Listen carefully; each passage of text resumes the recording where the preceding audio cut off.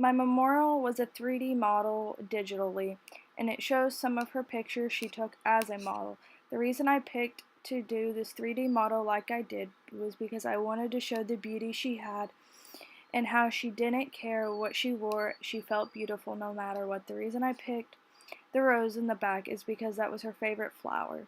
The reason I picked to do a memorial over Marilyn Monroe was because she changed women's life so much and how we look at ourselves every day.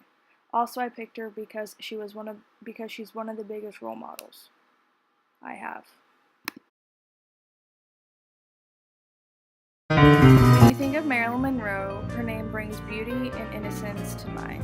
In her life, she made 30 films. Marilyn Monroe's original name was Norman Jean, and then later called Norman Jean Baker. She became popular with the help of a famous photographer and being a model, and in the 1946 signed a short-term contract with 20th Century Fox.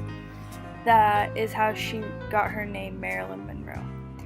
Marilyn wasn't a feminist, but she could teach us a lot. Some advice to women she could share was how she stood up being a woman and not caring what others thought. She owned her own power. As soon as she could afford her evening gown, she bought the loudest one she could find. It was bright red, low cut, and her arrival in it usually bothered half the women present. Her personality became she never wanted to be an hourglass figure and also wanted to be sewn into her dress to fit her body.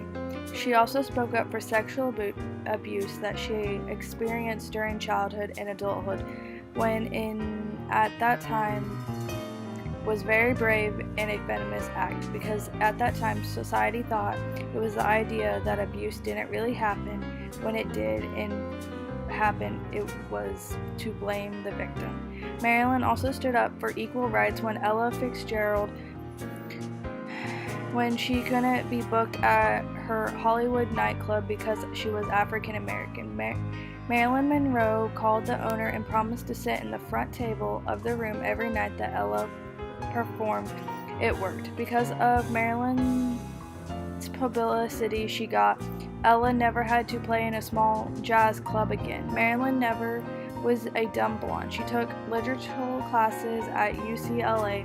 Her library and diary entries and poems showed her passion for works by Walt Whitman, Samuel Beckett, and James Joyce, and her hero was Abraham Lincoln.